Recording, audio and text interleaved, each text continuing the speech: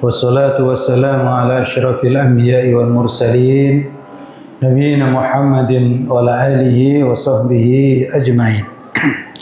Bapak, Ibu, dan saudara-saudara sekalian, sejenak sebelum sholat tarawih kita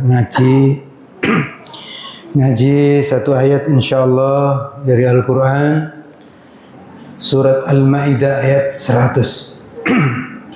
Allah Subhanahu wa ta'ala berfirman, "Qul," katakanlah. Ini Nabi diperintahkan oleh Allah untuk menyampaikan kepada umat manusia, la yastawil khabithu wat thayyib. Tidaklah sama yang buruk dan yang baik. Walau a'jabaka kathratul khabith.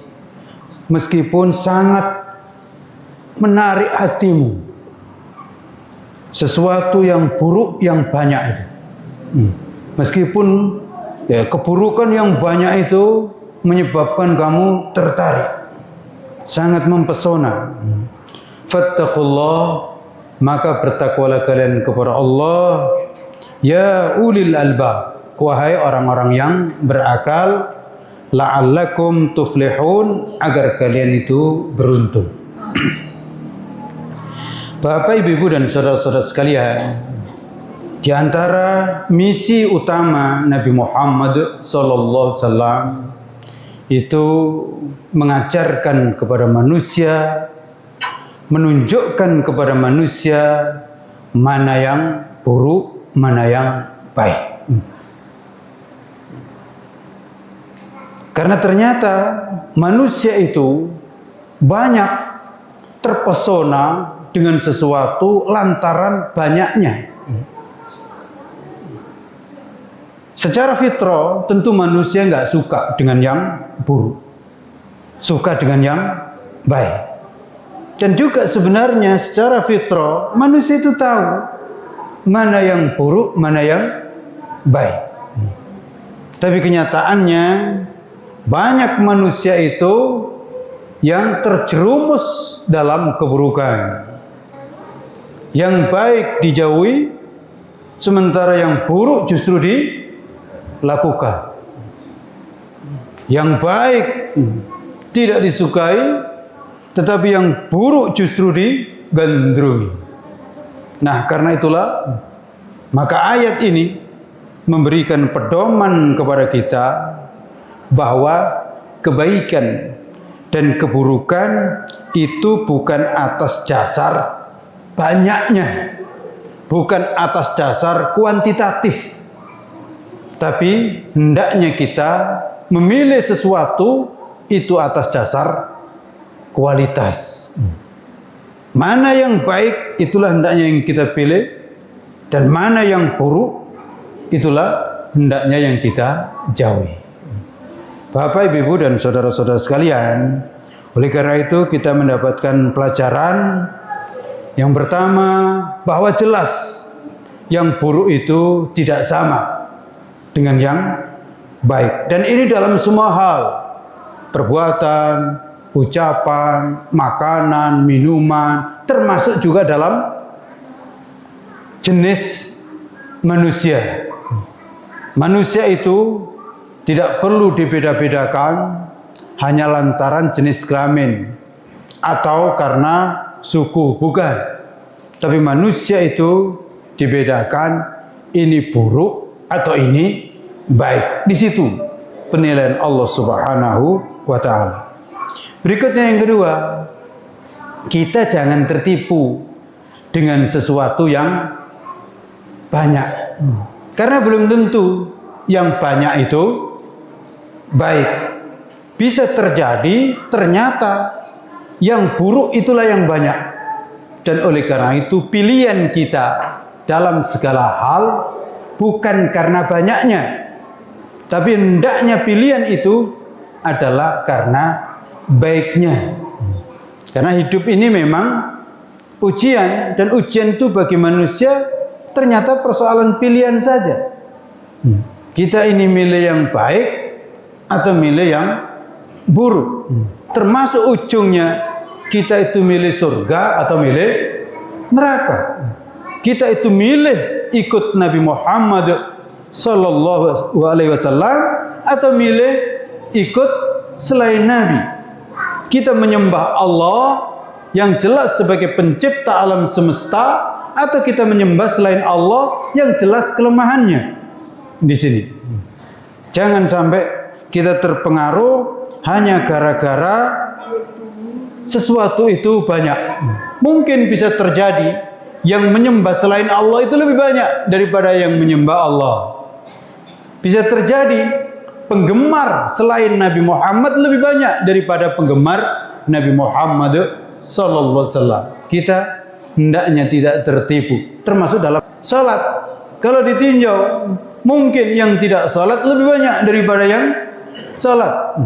Dan oleh karena itu kita mendapatkan pelajaran berikutnya, ukuran kebenaran bukan ukuran banyaknya orang. Ingat, ukuran kebenaran bukan ukuran banyaknya orang. Belum tentu yang di situ banyak orang itu adalah baik. Bahkan bisa terjadi yang banyak itu malah keburukan. Oleh karena itu dalam segala hal pilih memilih, ikut mengikuti bukan karena persoalan itu banyak atau sedikit.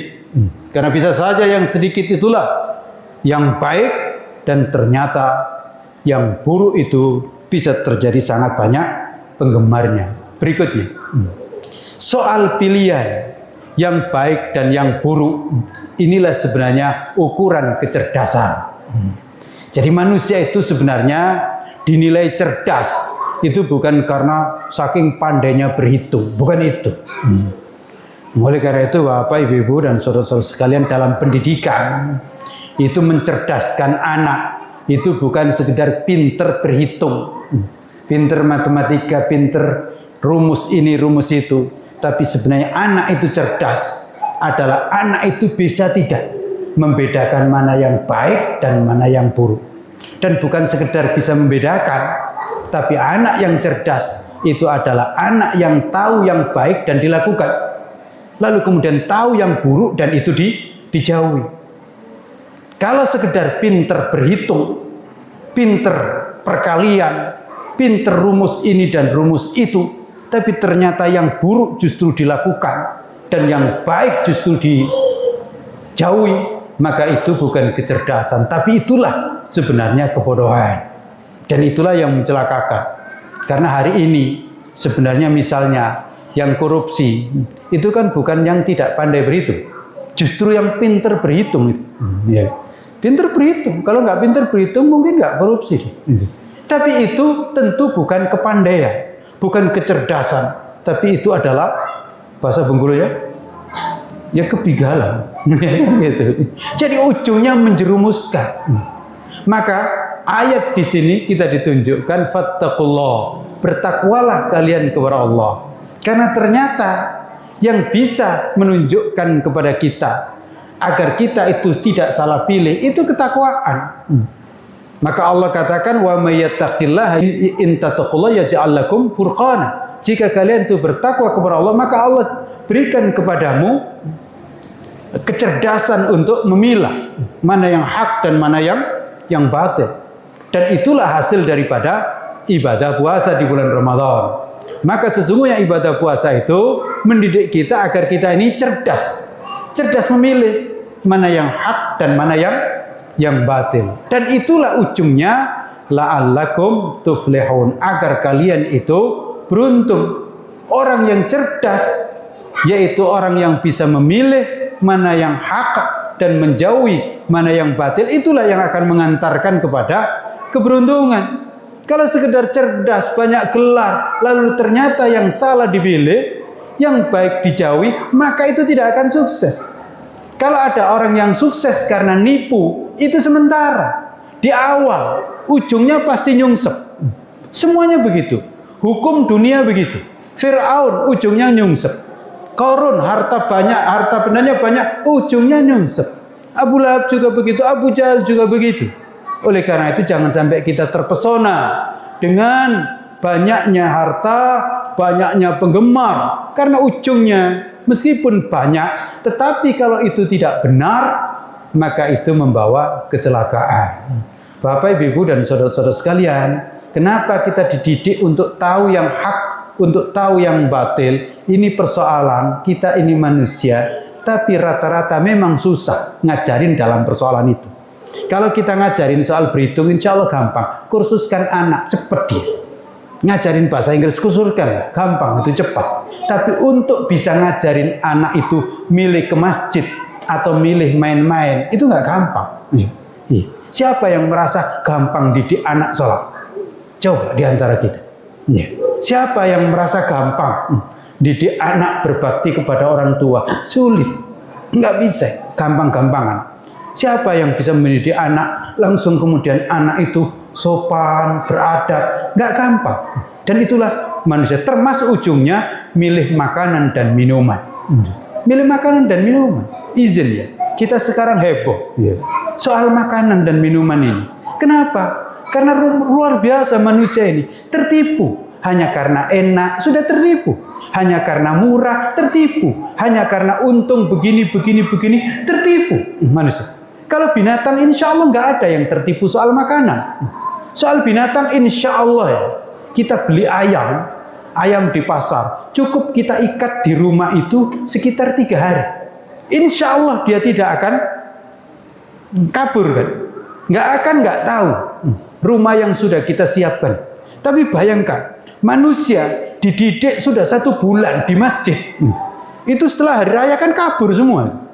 Nggak tahu lagi gitu. Jadi perlu diketahui, didik manusia itu izin, Bapak, Ibu, dan saudara-saudara sekalian, itu nggak gampang. Nggak gampang.